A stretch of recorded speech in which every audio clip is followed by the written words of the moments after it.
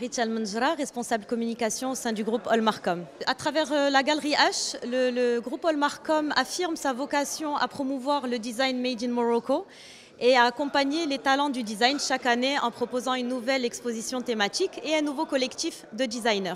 Donc pour cette année, on a fait le choix de African.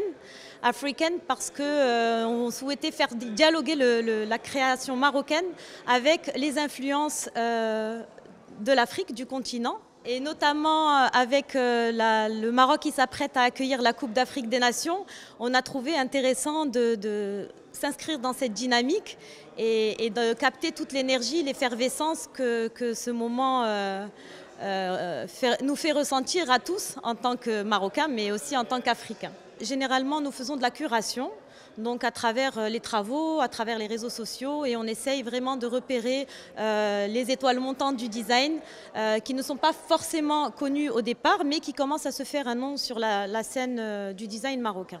Très créatif.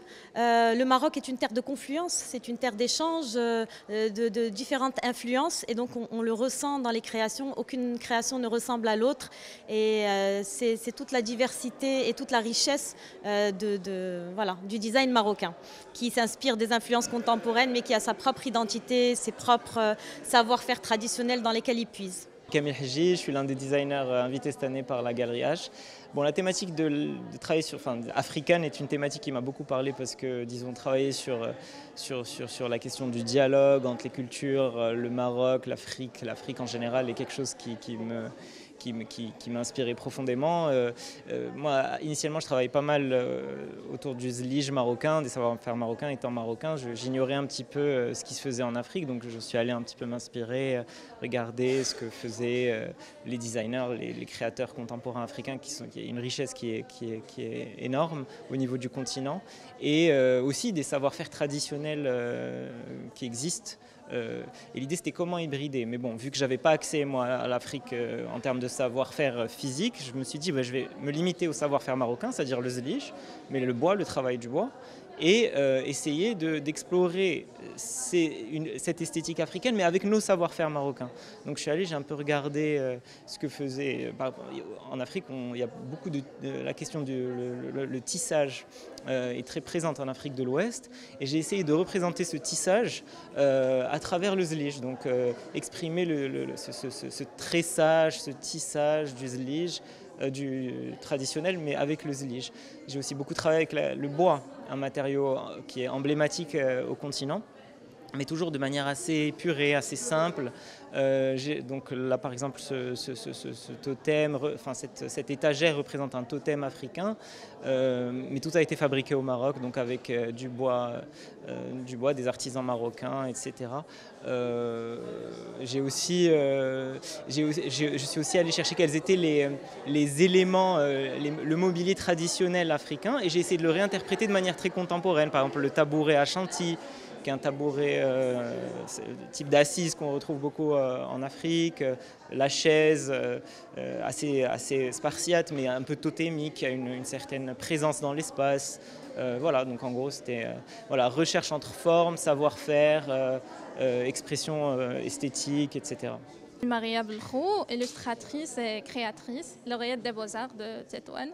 Je suis illustratrice à la base, donc petit à petit mes dessins ils racontent une histoire, et cette histoire petit à petit le papier pour aller vivre sur des meubles, sur des espaces, sur des vases. Et pour moi, chaque création est une forme de garder une mémoire vivante et donner une âme à la matière.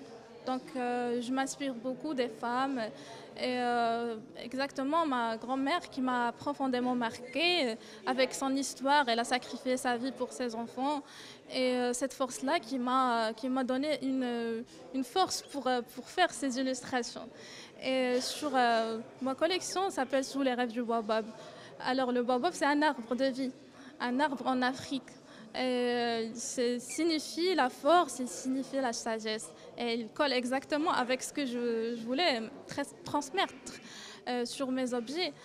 Et oui, et alors on voit sur mes objets, tous mes objets sont une création, de l'illustration et du design. Donc un mélange des deux pour créer une œuvre, une création authentique et sympathique, bon, une création unique.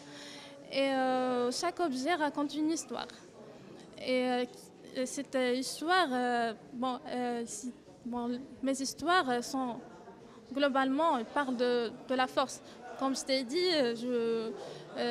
ma grand-mère, elle m'a inspirée de sa force. Donc je ne parle pas juste de ma grand-mère. Ma grand-mère, je lui rends hommage pour cette collection, mais je parle aussi de toutes les femmes fortes qui ont sacrifié leur vie pour leurs enfants, pour leur famille, sur ces illustrations. Et chaque meuble raconte une histoire. Alors salam alaikum, Houria Afoufou Maakoum, un designer qui j'expose donc comme vous pouvez le voir ici dans cette magnifique galerie qui s'appelle la galerie Olmarcom, la galerie H. On est 3 designers aujourd'hui à exposer sur cette thématique africaine, c'est comme ça qu'ils l'ont intitulé. On sait tous ensemble qu'aujourd'hui le Maroc reçoit la Coupe d'Afrique des Nations, donc évidemment ça s'est emmêlé, ça s'est bien mélangé, ça s'est bien mêlé tout ça. Moi je suis donc designer, architecte effectivement, mais autodidacte. Et moi cette histoire de la Cannes, avec le Cannes, je l'ai vu avec le Yes We Can, et je me suis dit, Houria, tu as pu faire ça sans forcément passer par des grandes écoles. J'ai pas eu la chance, j'aurais aimé. Pour moi, ça aurait été un plus. Attention, j'encourage tous les jeunes à faire le maximum d'études. J'ai pas eu cette chance-là, mais je me suis dit, est-ce que tu peux faire autrement? Le autrement, c'était beaucoup de volonté, beaucoup de patience, beaucoup d'accepter, d'apprendre aussi, d'être toujours un peu l'élève de quelqu'un pour finalement devenir. Et donc, ma formation, c'était un petit peu comme celle qu'on trouve dans les ateliers au Maroc, c'est-à-dire le ma'allem ti'almek, tu vas apprendre. Et effectivement, c'est ce que je vais faire pendant quelques années. À partir de là, je me retrouve dans des ateliers à travailler que de manière artisanale, donc vraiment qu'avec des artisans.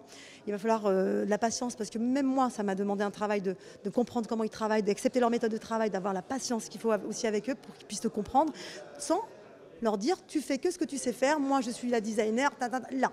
C'était tu vas m'apprendre, je te propose, on va faire ensemble. Et ce qui importe dans cette rencontre, c'est qu'à la fin, ils sont eux d'abord satisfaits de ce qu'ils voient. Et ensuite, ça n'a rien de ensemble. Et je trouve que cette thématique, elle me ramène à cette histoire de collectif. Cette thématique, elle nous ramène au foot, évidemment, puisqu'on parle d'une équipe de foot. J'ai retrouvé cette histoire de collectif aussi dans mes artisans. C'est-à-dire que je n'ai jamais autant vu l'image, l'histoire du collectif qu'avec cette expo qui me le proposait quelque part. Elle m'a dit, vois le collectif que tu as dans ton travail aussi. Donc je ramène ça ici. Je vais partir, évidemment, vous voyez, mon travail est très coloré. J'aime beaucoup les couleurs. Pourquoi? Parce que je me suis rendu compte que c'est justement toutes ces couleurs qui en forment qu'une. Et je pense qu'aujourd'hui, on peut parler de l'Afrique.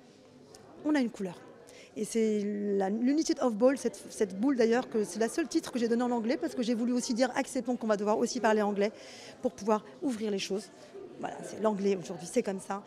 Et l'unicité, et se dire que nous formerons une seule couleur en mélangeant nos identités hybrides. Plus personne n'est que marocain, plus personne n'est que ceci, plus personne n'est que cela.